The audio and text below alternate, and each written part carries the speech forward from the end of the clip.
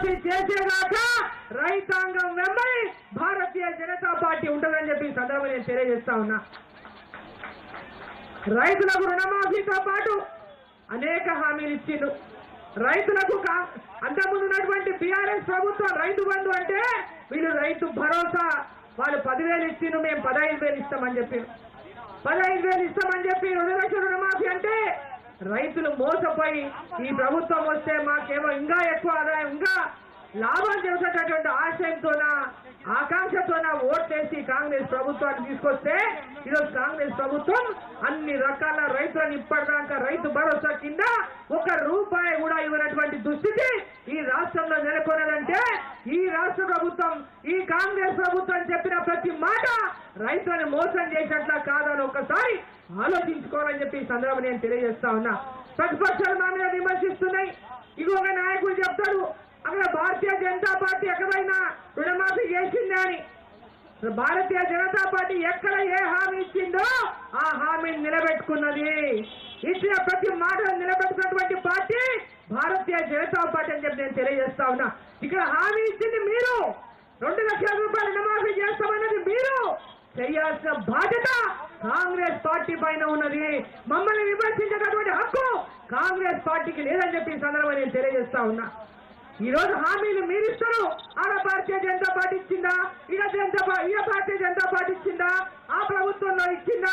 ఈడ మీరు హామీ ఇచ్చినందుకు ప్రజల తరఫున అడిగే హక్కు మాకున్నదని చెప్పి ఈ సందర్భంగా ఇక్కడ తెలియజేస్తా ఉన్నా. ప్రజలకు మాట ఇచ్చి మోసం చేస్తా ఉంటే చూసుకుంటామంటే చూసుకుంటూ ఉన్నాను భారతీయ జనతా పార్టీ అని నేను తెలియజేస్తా ఉన్నా. ఎక్కడ మీ రైతు భరోసా? ఎందుకు ఇప్పటిదాకా రైతు భరోసా అందియలేదు? 15,000 అని చెప్పినారు కదా, మరి ఇప్పటిదాకా 7,500 ఈ పంటకు ఒక్కొక్క ఎకరాకు రైతుకు అందజేయాలి. ఎంతమంది రైతులకు మీరు అందజేశారని చెప్పి నేను ప్రశ్నిస్తా ఉన్నా. రైతు కూలీలకు కూడా 12,000 రూపాయలు ఇస్తామన్నారు. కౌలు రైతులకు కూడా రైతు భరోసా ఇస్తామన్నారు. ఎక్కడ మీ రైతు భరోసా? రైతులకు ఎక్కడా? కౌలు రైతులకు ఎక్కడా? రైతు కూలీలకు ఎక్కడా అని చెప్పి నేను ప్రశ్నిస్తా ఉన్నా. దీనికి జవాబు చెప్పండి. ఆ రాష్ట్రంలో ఇస్తున్నారా, ఈ రాష్ట్రంలో ఇస్తున్నారా? అక్కడ ప్రభుత్వాలు ఏ హామీని ప్రజలకు ఇచ్చినాయో ఆ హామీని నిలబెట్టుకుంటా ఉంది భారతీయ జనతా పార్టీ ప్రభుత్వాలు ఆయా రాష్ట్రాల్లో. ఈడ మీరు హామీ ఇచ్చిండు, మీరు ఇచ్చిన హామీకి మీరు కట్టుబడి మాట్లాడండి. సాధ కాకుంటే మిమ్మల్ని మేము మోసం చేసాము, మేము ఇయ్యలేకపోతున్నామని ముక్కు మీద నేలకు రాసి క్షమించమని ప్రజలు అడగండి. అంతేగాని ఈడ మీరు ఇచ్చిన హామీలు భారతీయ జనతా పార్టీ ఇచ్చడానికి కాదు. ఈరోజు రైతులను ఒక పక్క మోసం చేసి ఇంకో పక్క ఏమంటారు, బ్యాంకులలో వడ్డీ లేని రుణాలు 3 లక్షల రూపాయలు ఇస్తామన్నారు. వడ్డీ లేని రుణాలు 3 లక్షల రూపాయలు ఇస్తామన్నారు. మరి ఎక్కడ ఎంతమంది రైతులకు ఇచ్చారని చెప్పి నేను ప్రశ్నిస్తా ఉన్నా. యాదవులకు గొల్ల కురుమలకు 2 లక్షల రూపాయలు డైరెక్ట్ బ్యాంక్ ట్రాన్స్ఫర్ చేస్తామని చెప్పారు. ఎంతమంది గొల్ల కురుమలకు చేసిందని ప్రశ్నిస్తా ఉన్నా. గొల్ల కురుమలకు ఎంతమందికి వాళ్లకు గొర్రెలు కొనడానికి ఎంతమందికి 2 లక్షల రూపాయలు మీరు ట్రాన్స్ఫర్ చేస్తామని చెప్పి అడుగుతా ఉన్నా. వాళ్ళ ఖాతాలకి ఇచ్చిన ప్రతి హామీ మోసమే, ప్రతి హామీ ద్రోహమే. మళ్ళీ పైనుంచి రోజుకొక మాయ మాటలు చెప్పుకుంటూ ప్రజల్ని మోసం చేయడానికే మాట్లాడుతున్నటువంటి కాంగ్రెస్ పార్టీ నాయకులు ఓసారి మీరు ఇచ్చినటువంటి హామీలను నిలబెట్టుకునే దిశగా మీరు ప్రయాణం చేయండి. అంతే తప్ప మిమ్మల్ని విమర్శించకూడదు. మీరు 5 ఏళ్ల దాకా కూడా మీరు ఏమి ఇవ్వకుండా మిమ్మల్ని ఎవరు అడగకూడదు, మిమ్మల్ని ప్రశ్నించకూడదు. కేసీఆర్ కంటే కూడా ఎక్కువ నియంత్ర ప్రభుత్వం మేము ఇలా తెలంగాణ ప్రభుత్వంలో చూపించదలుచుకున్నాము. మా నియంత్రణతో కేసీఆర్ కంటే మించిన ఈరోజు కక్ష సాధింపులు ఈరోజు ఈ కాంగ్రెస్ పార్టీ చేస్తా ఉంది. అయ్యా మీరు ఇచ్చిన హామీలు మహిళలకు ఇచ్చారు 2,500, ప్రతి కుటుంబంలో 2,500 మహిళలకు ఇస్తామన్నారు. ఎక్కడ ఇచ్చింది? ఏ ఒక్క మహిళ కన్నా ఇచ్చిన రాష్ట్రంలో? మీరు చదువుకున్నటువంటి పిల్లలు నిరుద్యోగులకు నెలకు 4,000 రూపాయలు నిరుద్యోగ భృతిస్తామన్నారు. ఎక్కడైనా ఏ పిల్లగారికైనా ఏ నిరుద్యోగికైనా 4,000 రూపాయలు నిరుద్యోగ భృతి ఇప్పటిదాకా మీరు ఇచ్చినారా ఒక్కరికైనా? మరి ఈరోజు చదువుకున్నటువంటి అమ్మాయిలకి డిగ్రీ చేస్తున్నటువంటి అమ్మాయిలు కానీ ఆ పై చదువుతున్న అమ్మాయిలు కానీ 18 ఏళ్లు దాటిన ప్రతి గర్ల్ చైల్డ్ అంటే చదువుకుంటున్నటువంటి అమ్మాయిలకు ఎలక్ట్రిక్ స్కూటర్లు ఇస్తామని చెప్తున్నారు, స్కూటీలు. మరి ఎంతమంది అమ్మాయిలకు ఇస్తుందని చెప్పి అడుగుతా ఉన్నా, ఎక్కడెక్కడ ఇస్తుందని చెప్పి అడుగుతా ఉన్నా. ఇవన్నీ మీరు ఇచ్చిన హామీలే.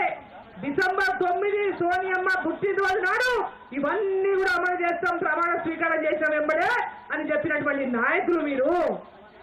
దాని గురించి జవాబు చెప్పండి. ఈరోజు హైడ్రా బాంబులాగా హైదరాబాద్ లో ఈరోజు ప్రజలనే వణికిస్తున్నాయి కాదు, జిల్లాలో కూడా పేద ప్రజలను వణికిస్తా ఉన్నాయి అని ప్రభుత్వం. హైడ్రా అసలు ఎందుకు వచ్చింది? ఎందుకు హైడ్రా వచ్చింది? హైకోర్టులో మొట్టికాయలేసింది, హైకోర్టు కూడా మొట్టికాయలేసింది ప్రభుత్వాన్ని, వాళ్ళ హైడ్రా ఆఫీసర్ని. హాలిడేస్ అప్పుడు మీరు నోటీసులు ఇస్తారు అంటే వాళ్ళ కోర్టు కూడా పోకుండా, సమయం ఇవ్వకుండా నిట్ట నిలువున వాళ్ళ ఇళ్లను కూల్ చేస్తారు, వాళ్ళని రోడ్డు బాగు చేస్తారు. ఈరోజు వాళ్ళు పెడుతున్నటువంటి శాపాలు, ఆ యొక్క ఇల్లు గూడు కోల్పోయి పైన నెత్తి మీద నీడ కోల్పోయి వాళ్ళు ఏడుస్తున్నటువంటి ఏడ్పులు చూస్తుంటే మీకు కనికరం కలుగుతలేదా? మీకు బాధ కలుగుతలేదా? మీ కుటుంబాలు లేవా? మీ కుటుంబాలు కావా? ఎంతో జీవితంలో రూపాయి జమ చేసి మధ్యతరగతి కుటుంబీకులు కానీ, ఇంకా మధ్యతరగతి దిగువతున్న కుటుంబాలు కానీ అక్కడ ఇక్కడ ఏదో రూపాయి జమ చేసి కట్టుకున్నటువంటి ఇళ్ళని గతంలో మీరే పర్మిషన్లు ఇచ్చి, మీరే అనుమతులు ఇచ్చి 2014 కంటే ముందున్నటువంటి ప్రభుత్వం ఎవరిది? మరి ఆ రోజు ఎందుకు అనుమతులు ఇచ్చినారు?